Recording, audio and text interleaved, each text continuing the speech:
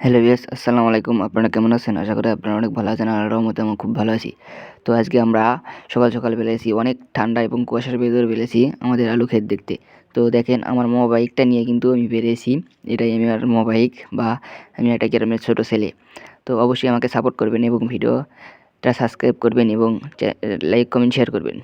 তো দেখেন আমি যাচ্ছি আমাদের আলু খেতে।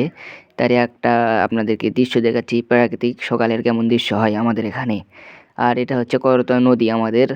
এই যে জমি বা বালা বলে, শহরে তো এগুলো বলে না, গ্রামেই বলে। এই যে দেখেন তার ধার আমি কিন্তু আমার বাইকটা নিয়ে যাচ্ছি। তো বলতে না বলতেই আমরা কিন্তু আলু ভিটে চলে এসেছি। আলু ভিটে দেখেন কিন্তু অনেক সুন্দর আলু, এগুলোকে আলু কিন্তু হাগরাই আলু।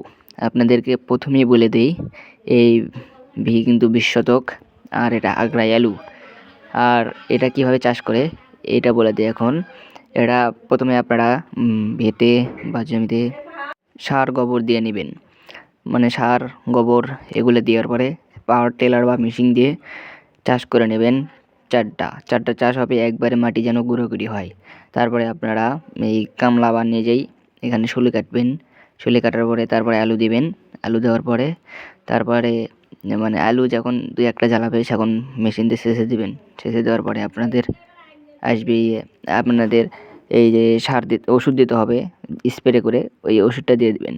ওষুধটা দেওয়ার পরে আপনাদের 1 মাস 2 মাস পরে এইরকম আসবে গাছ। তার আগে আপনারা একটা কাজ করতে হবে, সেটা আপনারা বেঁধে দিবেন আলু। আপনারা কিন্তু অনেকেই জানেন, আমি তাও বলতেছি, কারণ দেখেন শহরের মানুষরা কিন্তু অতটাও জানে না।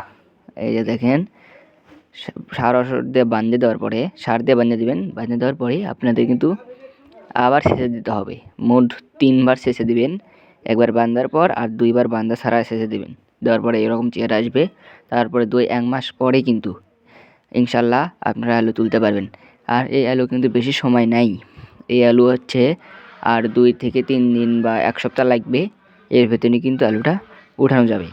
তো এই ভিডিওর ফাঁকে একটা কথা বলে নিই, অবশ্যই আমার চ্যানেলটা সাবস্ক্রাইব করবেন এবং পাশে থাকা বেল আইকনটা অন করে রাখবেন, কারণ আমি নতুন নতুন ভিডিও ছাড়ার আগে আপনাদের কাছে যেন নোটিফিকেশন আকারে চলে যায়। আর অবশ্যই ভিডিও ভালো লাগলে একটা কমেন্ট করবেন, আর শেয়ার করতে কেউ ভুলবেন না অন্য অন্য বন্ধুদের দেখার জন্য। এই যে দেখেন আলু ক্ষেতটা অনেক ভালো, এগুলো কিন্তু হাগরাই আলু। বর্তমান বাজারে কিন্তু অনেক দাম। তো এই ছিল আজকের ভিডিও। সবাই ভালো থাকবেন, সুস্থ থাকবেন। আল্লাহ হাফেজ।